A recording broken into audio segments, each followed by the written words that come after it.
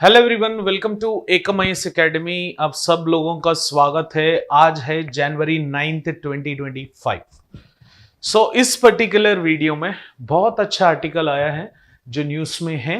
UPSC 2025 के लिए, 26 के लिए, 7 के लिए, आगे आने का 5 साल के लिए ये जो इंटरलिंकिंग ऑफ रिवर्स प्रोजेक्ट है, इससे क्वेश्चन आने का चांसेस है। ऑलरेडी आप अगर देखेंगे प्रीलिम्स में या मेंस में ये क्वेश्चन ऑलरेडी बहुत बार यूपीएससी ने पूछा है, ताकि सिविल सर्विसेज में एक आधा बार पूछे हो, बट सीडीएस एग्जामिनेशन में, सीएपीएफ एग्जामिनेशन में they have been asking this particular questions. तो ये है, रिवर इंटरलिंकिंग करना अच्छा ही है, बट जहां पे पॉजिटिव्स रहेंगे there we also have negatives, ये जानना भी बहुत जरूरी है। तो river interlinking the fount of environmental disaster, मतलब इंटरलिंकिंग ऑफ रिवर्स करना is good for agriculture, is good for providing irrigation facilities, पानी पीने का पानी देने का अच्छा है, जल जीवन मिशन अच्छा है, सब अच्छा है, but it also has environmental consequences. So at what cost we are going to threaten environment is the biggest question. तो ये साइड भी जानना इस बहुत इंपॉर्टेंट है। एंड इंटरलिंकिंग ऑफ रिवर्स में सिंपल, अगर बेसिक डेफिनेशन में अगर आपको बोलूं इंटरलिंकिंग ऑफ रिवर के बारे में, सिंपली नदियों का जो अनुसंधान करना है ना, meeting of rivers, one river with each river, where the main ambition is to transfer the surplus water. जिस पर्टिकुलर नदी में ज्यादा पानी है, उस सरप्लस पानी को लेके जिस नदी में पानी नहीं है उसको ट्रांसफर करना ही इंटरलिंकिंग ऑफ रिवर्स है। ये पहले रीजनल स्केल पे बनेंगे, मतलब लोकल लेवल पे, बाद में जाके हर हिंदुस्तान में जितने भी रिवर्स है वो लिंक होने का आवश्यकता है। तो इन दिस पर्टिकुलर रिगार्ड अगर हम अगर देखेंगे इसका बेनिफिट्स अगर कैलकुलेट करें इंटरलिंकिंग ऑफ रिवर्स का, फ्लड मैनेजमेंट कर सकते हैं, ड्रॉट मैनेजमेंट कर सकते हैं, ड्रिंकिंग वाटर फैसिलिटीज प्रोवाइड कर सकते हैं कोने कोने तक, and we can provide irrigation facilities under Pradhan Mantri Krishi सिंचाई योजना, एंड इनलैंड नेविगेशन डेवलप कर सकते हैं। तो ऐसे बहुत सारे पॉजिटिव्स हैं। Keeping positives on one rack, अगर नेगेटिव्स कैलकुलेट करें, environmental consequences, river and ecology को डिस्टर्ब करेंगे तो उसमें जितने भी स्पीसीज हैं वो थ्रेटन होने का चांसेस है। एंड जैसे हम नदी का पानी डाइवर्ट करेंगे तो कोस्टल रीजन पे जो डेल्टास बनेंगे सेडिमेंट्स डिपोजिशन से, नदी का जो सेडिमेंट डिपोजिशन होता है उससे जो डेल्टा इकोसिस्टम बनेगा, एस्चुरेन इकोसिस्टम बनेगा, वहां पे डिसिल्टेशन के कारण वो डेल्टा इकोसिस्टम पे थ्रेट होने का चांसेस है। तो ऐसा एनवायरमेंटल कंसिक्वेंसेस भी हैं, उसको बैलेंस करते हुए how we are going to manage this interlinking of rivers project. तो ये आर्टिकल किस वजह से आया है, ये बहुत बड़ा क्वेश्चन है। अगर आप देखेंगे इसका कंटेक्स्ट, दिसंबर में दिसंबर 25 के दिन prime minister Narendra Modi ji laid the foundation stone for Ken Betwa river link project. इसको already budgetary conditions finance department ने क्लियरेंस दिया है, एनवायरमेंटल डिपार्टमेंट ने भी क्लियरेंस दिया है इसके, एंड प्रधानमंत्री जी ने एक फाउंडेशन स्टोन डाल के रखा है वहां पे। एंड ये project aims to address water scarcity in the Bundelkhand region. ये जो बेतवा एंड केन का मध्य प्रदेश एंड उत्तर प्रदेश की रीजन में है, ये Bundelkhand region is known for badland topography. ये बैडलैंड टोपोग्राफी में जो वाटर स्केर्सिटी का प्रॉब्लम है उसको एड्रेस करने के लिए ये particular Betwa Ken link project is going to play a crucial role. And Uttar Pradesh में, मध्य प्रदेश में ये जो बुंदेलखंड रीजन है वहां पे पानी ना होने के कारण बैडलैंड टोपोग्राफी बनेगा, गली इरोजन बनेगा, ड्रॉट्स आएंगे, सेमी एरिड एरिया बनेगा, वेजिटेशन नहीं होगा। तो ये सारे बेनिफिट्स बेतवा केन प्रोजेक्ट से ले सकते हैं, बट हाँ पन्ना टाइगर रिजर्व जो है वो थोड़ा दिक्कत में है।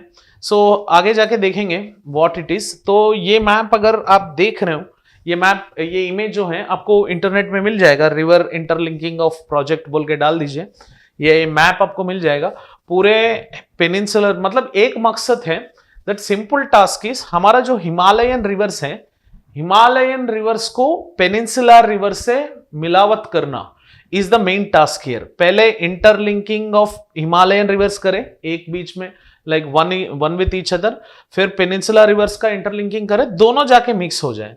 तो इसमें अगर आप देखेंगे पेनिनसुलर इंडिया में पूरा 16 कंपोनेंट्स है। एज टोपोग्राफिकल डिफिकल्टीज हैं यहाँ पे, चैलेंजेस 100% आएंगे ही।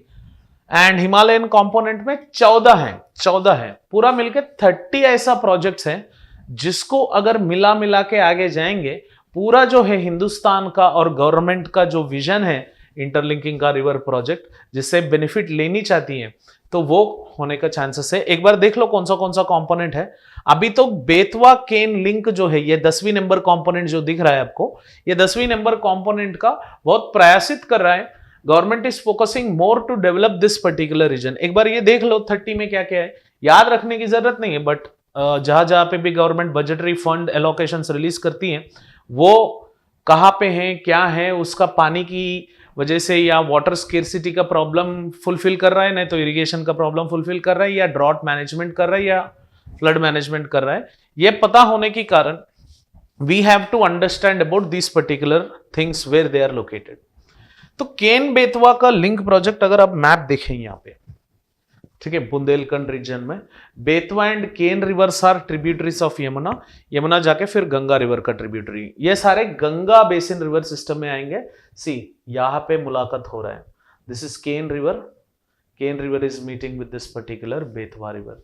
तो इसमें अगर आप देखेंगे, it involves the construction of dams within the Panna tiger reserve. Is it that beneficiary that Betwa Cane linkage can sacrifice Panna Tiger Reserve? Environment development करना अच्छा है, but not at the cost of environment. ये environmentalist का मानना है, but we have to take a diplomatic stand वैसे भी। Raising concerns about the ecological submergence, मतलब बेतवा केन लिंकिंग होते ही जैसे वो खत्म हो जाएगा, इमीडिएटली ये जो पन्ना टाइगर रिजर्व है, इसका जो सबमर्जेंस है, most part of this Panna tiger reserve would be submerged as such. Project will link the Ken river considering surplus with the water deficient Betwa river. Ken river से पानी जाएंगे बेतवा रिवर में, ये थोड़ा याद रख लो। एंड हिस्टोरिकल पर्सपेक्टिव थोड़ा देखते हैं, ये इंटरलिंकिंग ऑफ रिवर्स जो है ये कहां से शुरू हुआ and what is the essence of this particular historical interlinking of rivers. तो ये स्टार्ट किए थे, ये पहले interbasin water transfer was first proposed 130 years before sir Arthur Cotton and later redefined by M Mokshagundam Visvesvaraya. तो इसीलिए सर आर्थर कॉटन का जो डैम है वो आंध्र प्रदेश में अभी एग्जिस्टिंग है। And KL Rao and captain Dinshaw J Dastur expanded the concept in 1970s and 80s, naming this particular river interlinking as national water grid. बाद में जाके नेशनल वाटर डेवलपमेंट एजेंसी बना, was established in 1982 to conduct feasibility studies पर interlinking of 30 identified। अभी मैंने जो बताया था, पेनिनसुलर कंपोनेंट में पूरा 16 है एंड हिमालयन कंपोनेंट में पूरा 14 है, पूरा मिलकर 30। इसका एस्टिमेटेड, ये प्रोजेक्ट का एस्टिमेटेड पैसे लगने वाले हैं ये 5.5 लाख करोड़। ये एस्टिमेशन है बस, बट ये 7 या 8 लाख करोड़ के आगे आगे जाएगा।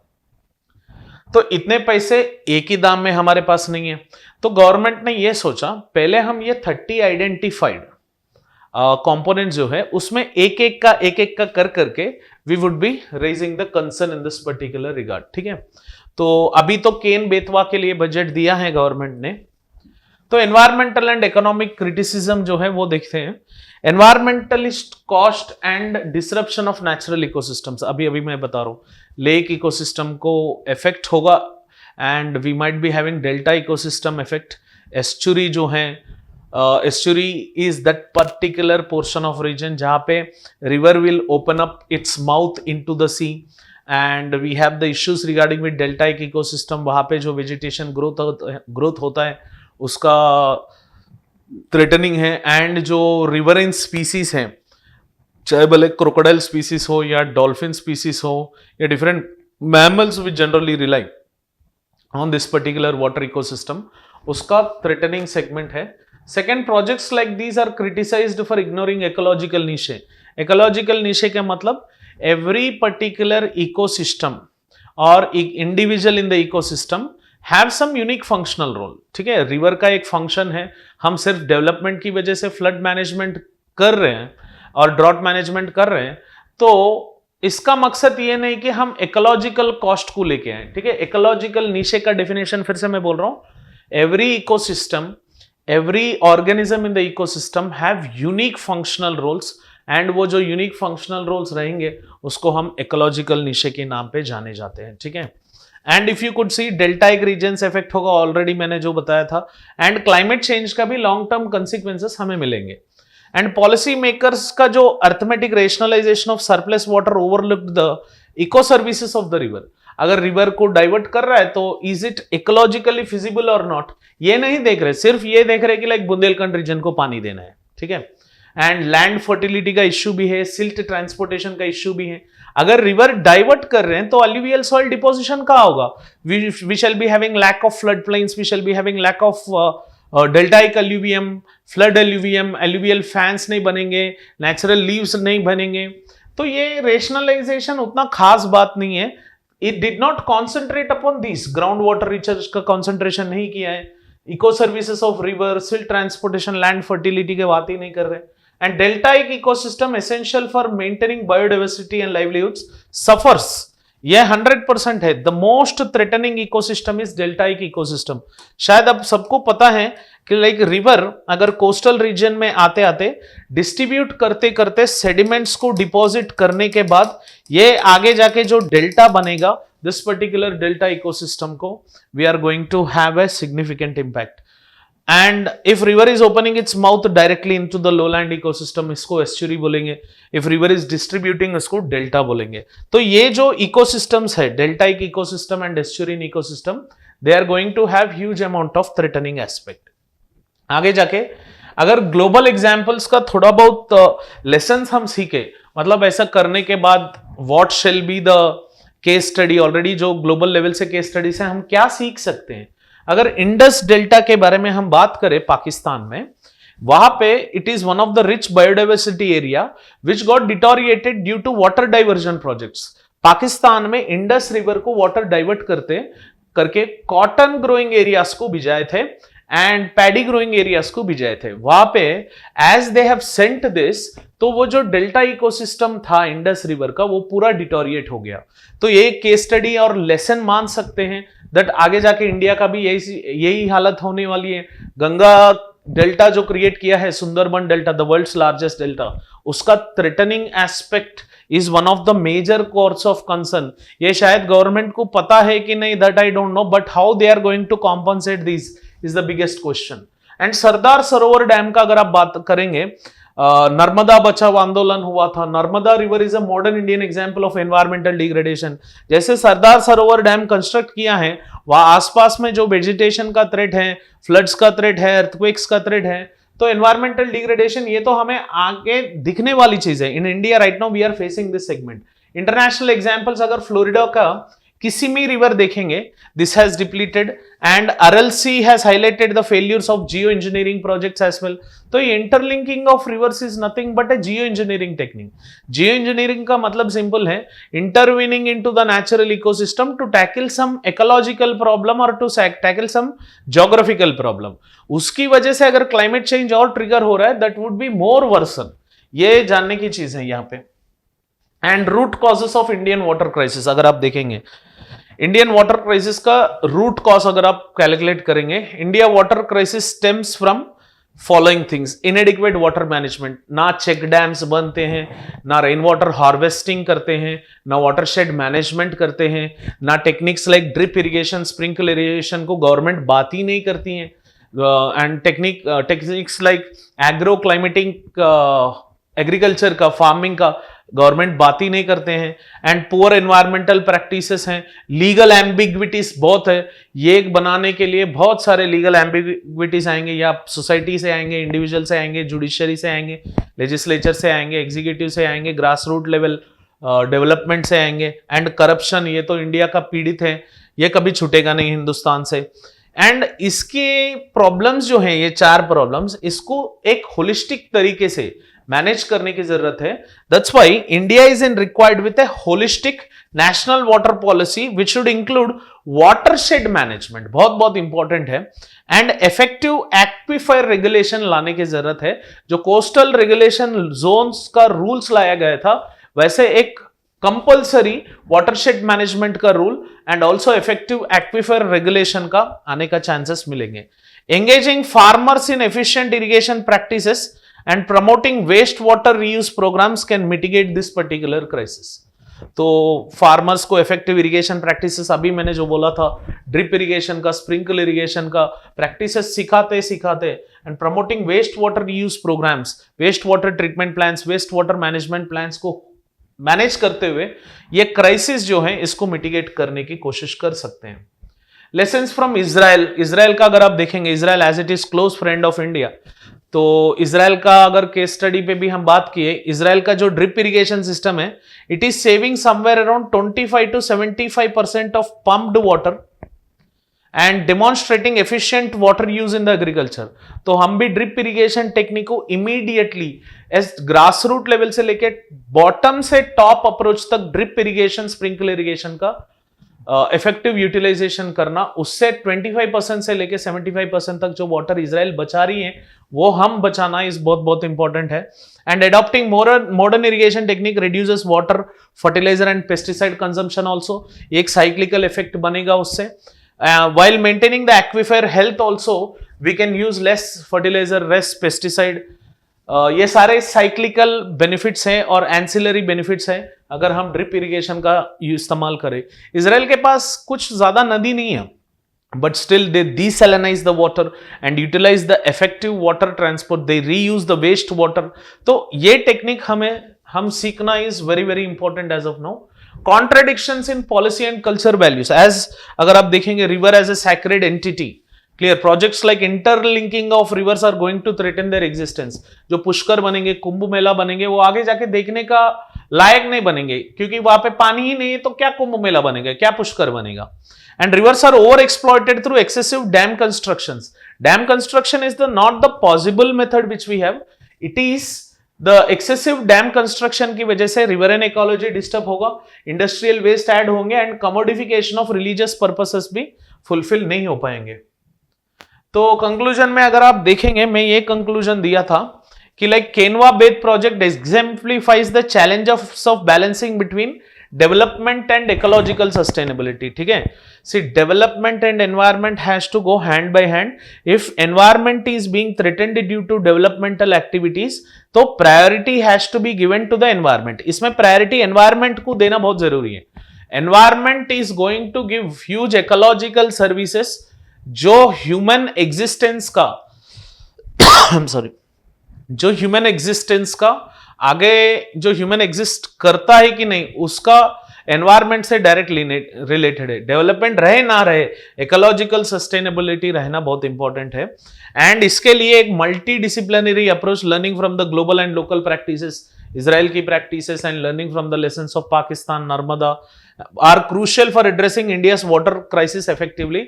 Watershed management, rain water harvesting, drip irrigation, game is done. Government is focusing upon this 3. तो अभी एक क्वेश्चन है, एक क्वेश्चन लिखा था मैंने, तो एक बार ये पढ़ लीजिए. Question with reference to Ken Betwa link, consider the following statements. It is the first project under national perspective plan for interlinking of rivers. Ken is tributary of गागड़ा river where Betwa is tributary of Banas river. अभी मैं बोला था दोनों are tributaries of Yamuna river, तो option 2 गलत है. The project में effect the habitat of Panna tiger reserve. अभी मैंने जो बोला था 100% हाँ. 1 and 3 becomes the right option for this particular question. ये फर्स्ट प्रोजेक्ट है obviously, and Panna tiger reserve को इफेक्ट करती है हाँ, बट ये दोनों ट्रिब्यूटरीज, एक बनास का एक घाघड़ा का नहीं है, दोनों यमुना का ट्रिब्यूटरीज है. तो ऑप्शन 2 को हटा दीजिए. 1 and 3 becomes the right option. ऐसे एमसीक्यूज आने वाले हैं यूपीएससी 2025 में एंड 26 में. एंड आज का क्वेश्चन ऑफ द डे, ठीक है, हो सके आप आंसर वही दिन लिखे ताकि आपका प्रैक्टिस बने रहे.